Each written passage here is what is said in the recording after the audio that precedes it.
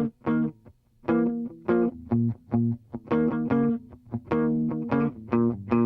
folks, today's show is about pizza in Manhattan. I know, we got to do Brooklyn, but that's a separate show. So in Manhattan, we're going to visit a bunch of great pizza places. A classic old school, John's on Bleecker, coal-fired oven. Right across the street, a brand new place, a Neapolitan artisanal pizza place called Keste. Pie by the Slice on Carmine Street. Jim Lahey's Co. in Chelsea, which is fantastic, and to my mind, maybe the best pizza in the city, Una Pizza Napoletana with Anthony Mangieri. Hang on, it's pizza time.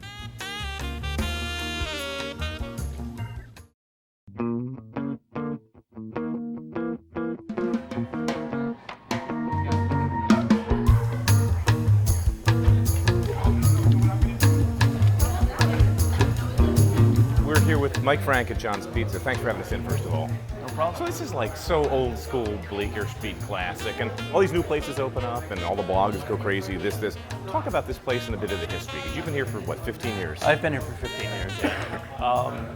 John's originally started back in 1929 by a man named John Sasso, who was the great uncle of the now owner. He was an Italian immigrant. He came over with, some of his family members during the Depression, actually. He started, and they just worked it.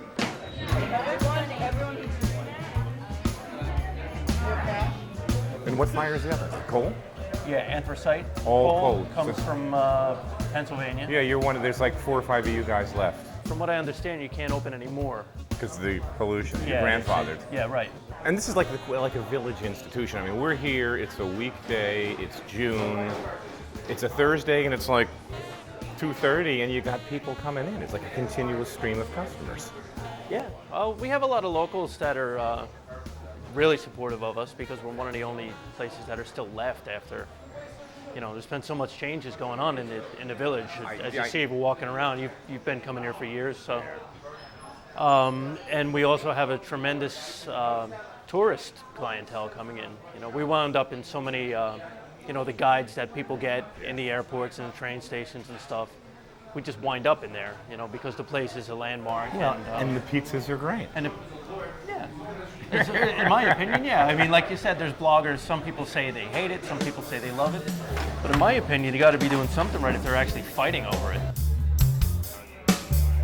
All right, folks, good news, bad news. Una Pizzeria Napoletana is gone. Anthony decided to move to the West Coast, where we knew he might end up. But it's not total lost, because Matthew from Motorino's taken over. So Anthony's gone, but watch out for Motorino.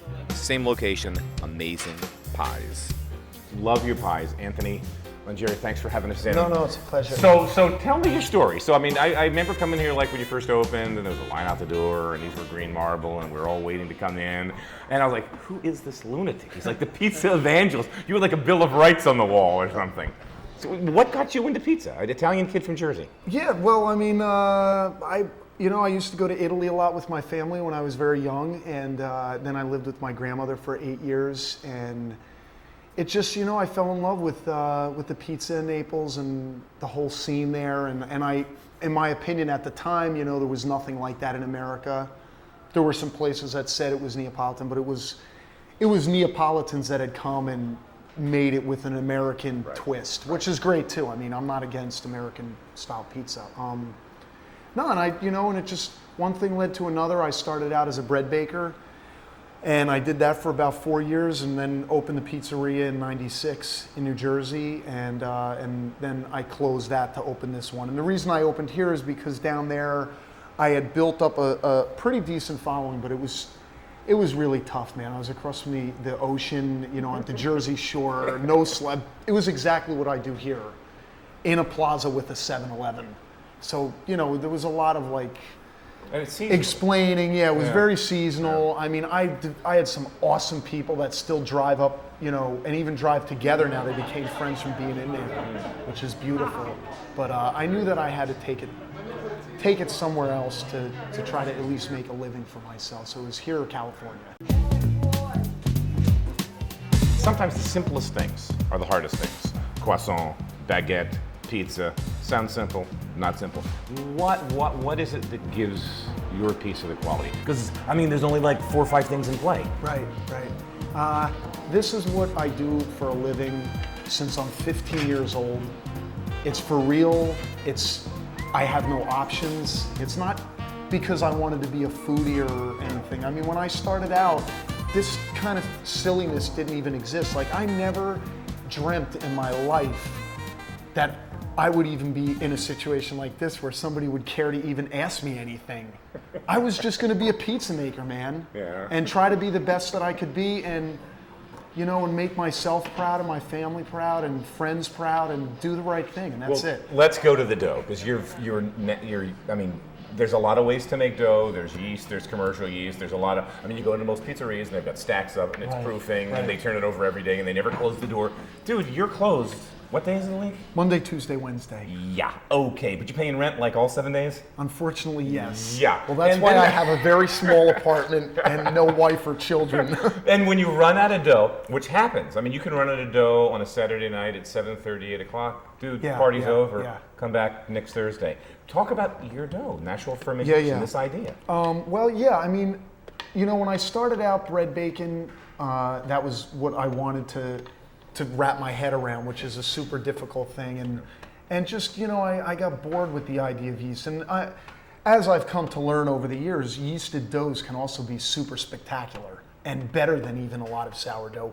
But the thing that I loved about the sourdough, the natural leavening, is that you were like really at the mercy of so many things. It was kind of like this, you know, it's exciting and it was interesting and it kept me pushing my mind to understand this. And I mean, only in the last couple of years have I even gotten closer to having a better understanding of it. And only in the last few months do I even, like I was saying to you earlier, that I feel really like, wow, like every time I look at a pizza now, I'm like, these are really getting somewhere. Like it's almost silly that I've gotten it lately to be so consistent, considering that it is naturally leavened and it's unrefrigerated. And you're the only guy that's been doing this. When you come in this place, there's not 4 guys behind No, you. no, There's no. no other. It's you doing every single pie, stretching the dough a little bit onto the form, into the oven, Right. and taking it Right, out. right, One guy, right, one pizza right, at a time, right. since day one. Exactly, since day one in 1996. I think the first thing I fell in love with this pizza was the crust. This has to be the best crust, period. I guess it's the slow fermentation, the oven. See that dough, see the bubbles, see the rise in there? You know, Anthony, even the basil has like a roasted flavor from the oven. Yeah, it's so, very light though. It's not. It's so neat. Yeah. Is it all right?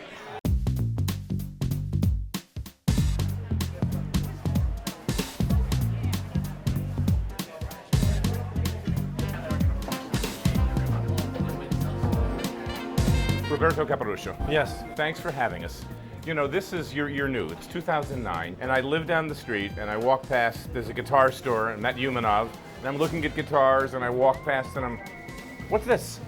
But then I realize this is a great pizza story. So tell me about Keste Pizza and the whole, this Neapolitan certification, and what brought you here.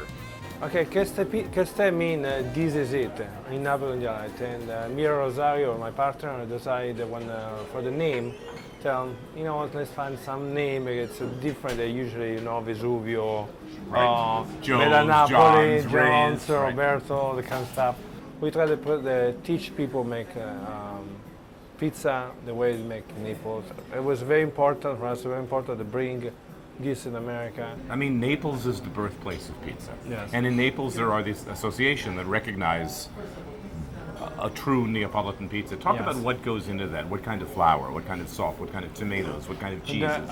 It's all of this component is very, very important for doing Napoletan pizza. Is first of all the flour. It's supposed to 00 flour, and then the kind of flour is we could use is Caputo because it's inside Naples for all the 90 years. The tomato, you know, is Italian peeled tomato. It's a very, very important Napoletan tomato. It's very, very important for the flavor, for the kind of the soil will grow. It's very, very important. The buffalo mozzarella. We use buffalo mozzarella and regular mozzarella for me, but for me it's very important, of course, the buffalo mozzarella and the extra virgin oil. These ingredients they are very, very important and make huge difference for the pizza. That is a Keste pizza. Is a buffalo mozzarella with some Marzano tomato. It is pizza del Papa. It's make for the Pope. It's a banana squash. With smoked mozzarella, buffalo ricotta, zucchini, and the pepper. This one's for you, Domenico. Hey, you guys met him last season if you're watching the show. Jim Lahey is one of the greatest artisanal bread bakers in the city. He's the no-knead bread guy. We did a whole show on Sullivan Street Bakery. That's his bakery. Well, he's got a pizza place called Co. It's in Chelsea. It's great. Jim's going to do for pizza what he did for bread. At Sullivan Street, even when you were back on Sullivan Street, you always had those sort of hand docked down, long rectangular. Traditional, yeah, and also, I've been looking classic at Roman style. or baker's style pizza, like pizza a taglio, things baked in pans. It's really just a flatbread. I mean, I've always looked at it as a flatbread, some form of flatbread, and I think that not looking at it as a pizza helps me see it in a more creative way. One has to be very, very gentle with the dough. And most people, when they make pizza, they because of their relationship to the dough, and that it's gooey and sticky, they spend too much time trying to control the mess, as it were, rather than allowing the mess to make itself. And what do you call this pie? This is our homage to Margherita. That's what I thought. This is your basic Neapolitan style, but you're right. And again, classic. I'm not so much concerned with the perfect roundness of the pie. If I know will that shape, I do damage to the bread. Because 8 out of 10 times the dough does not want to be round perfectly. It wants this, it wants that, because it's not. It is an irregular thing. Yeah. So it's hard. This is the part of the reprogramming that we do here at Co. For our staff members, because it is like a form of it's like a cult where we're trying to reprogram anyone who wants to make pizza.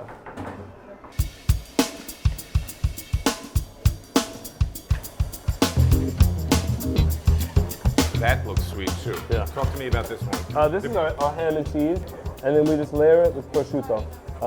We have pecorino, very young pecorino cheese, just a touch of Gruyere, which is a very, very pungent, very, very strong cheese, and then mozzarella di bufala, because we use mozzarella di bufala with every pizza that we make.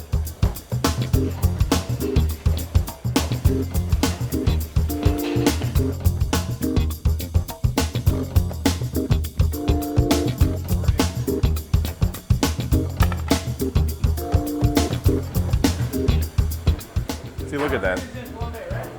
Just holds that shape, completely cooked. Look how thin that is. And that's sexy. Yep.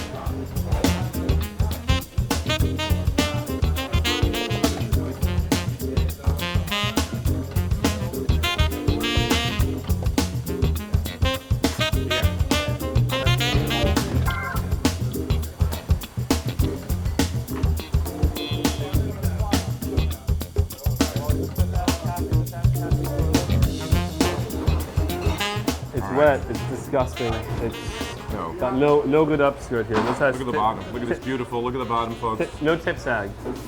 Yes, thank you. No tip sag on the upskirt. That's what we call that. Wow. Nice meatballs, right? And I love the hand-cut oregano. Well, that's an homage to Domenico de Fara, as I said. So This is a sick pie. This is great. that's good. It's a meal. This is crazy. Yeah.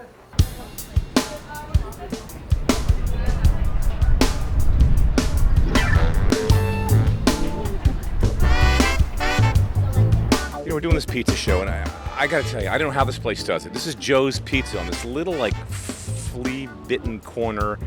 Well, it's Father Demo Square, I guess it is. It's where Carmine Street ends on 6th Avenue.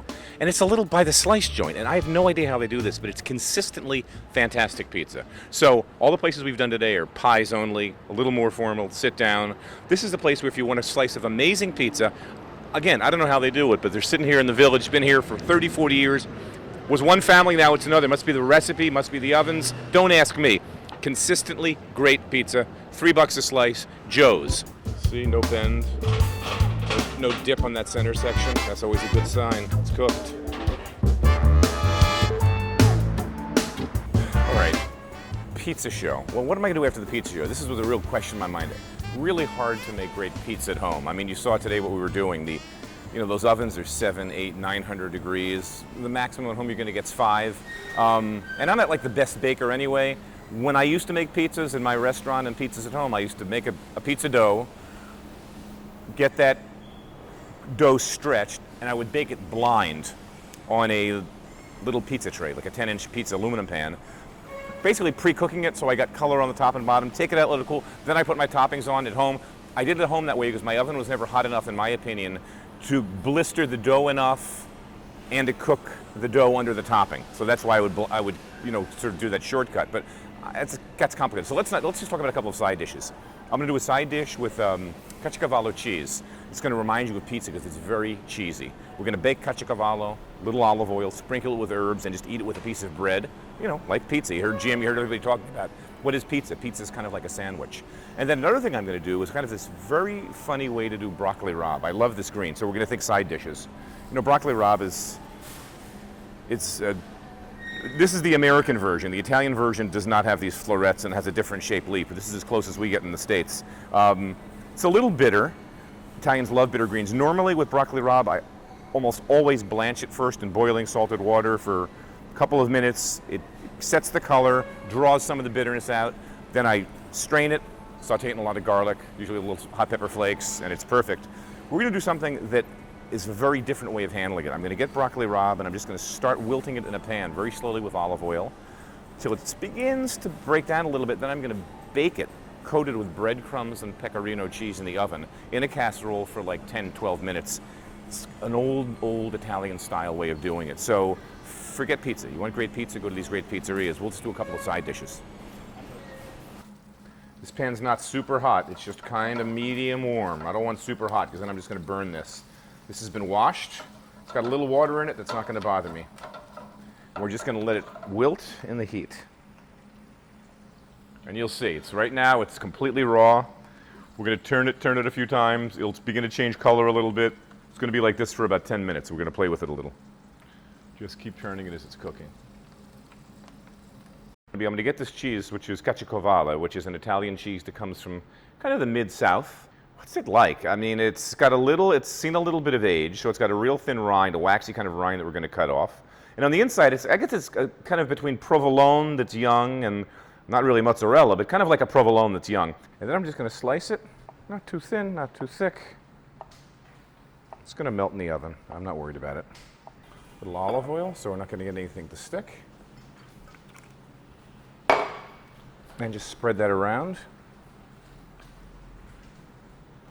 And then we're just going to layer the cheese in. We don't have to be fancy here, because when it melts, you're not going to see any of this. It's just going to flatten out. I've got an oven preheated, 350. In she goes. Now, you can see the broccoli is already beginning to do something, isn't it? Just beginning to cook. Turn this down slightly now. So I really just want it to wilt a bit. 3/4 of the way there on the stovetop. I mean, you can see how different it looks. It's really kind of knocked down. It's getting a greener color where the stems are cooking. Like this one hasn't been turned yet. You can see this one's greener and this one's still that kind of pale. We're going to get them all that nice green color. See the steam coming off? That's what I was talking about. Why is there steam coming off vegetables when they're cooking? Because vegetables are mostly water, and that steam's that's not coming from anywhere except the water in the broccoli rabe is boiling and it's escaping. Steam is cooking it from the inside out. All right, my broccoli rabe, it's really nice. It's taken some color, smells great. We're going to turn that flame off, and we're going to hit it with a mix of breadcrumbs and pecorino romano cheese. And just toss it all together. We're going to move it onto a baking dish. I'll tell you what, it smells really good already. How can you go wrong with this? Again, breadcrumbs, pecorino romano, and in the oven, in our parchment paper, 350 oven for about 10 minutes. That's all she's going to take. This is the little oregano. We're going to sprinkle it right on top of the cheese in a minute. Get a little bit of thyme. Tiny, tiny pinch of rosemary. You can see it's melting. Now we're going to just sprinkle it with a little bit of fresh chopped herbs. Put it back in the oven for just a couple of minutes. All right, the broccoli rabe, maybe 8 minutes, 10 minutes in the oven. And you can see that they've really wilted nicely. They're soft, they're steamy. They've got that beautiful gratin. Does that remind you of pizza? See, that was my point. You've got the cheese, you've got the oregano. I don't want to burn myself. Let's blow on that, but I mean, this is a great thing to do, having a meal, maybe as an appetizer course, or with a meal. But I mean, I love this idea. If you got friends, you've got maybe a prosecco, you've got a good, maybe a nice soft Italian red wine, a Nebbiolo, a good Sangiovese, and you just got this really simple. Again, this is caciocavallo cheese, just a little bit of olive oil, melted in the oven, fresh herbs towards the end.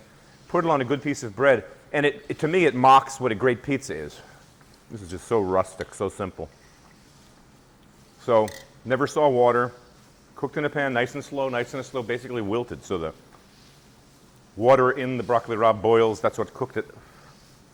At the end, breadcrumbs, pecorino cheese. If you wanted to, maybe a touch of olive oil. I put no oil on this because I just want it to be really clean tasting.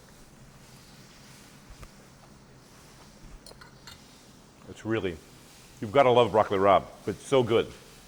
Because we didn't boil it. The flavor's so concentrated. Yeah, it's a little bit bitter, but Italians, Europeans love bitter vegetables. Endive, radicchio, dandelions, all bitter. Chicory, all in that same family. Puntarella, all bitter, but this is so good. It's cheesy, it's crunchy, the flavors are concentrated. So I didn't make pizza, but I made a couple of great side dishes you can have fun with, eat it with some good bread, and play around with pizza at home. But in the meantime, you've got some good side dishes. And you've got those great pizzerias in New York, thanks to those hard-working guys. All right, I'm eating now. I'm out of here. See you next week. Thanks.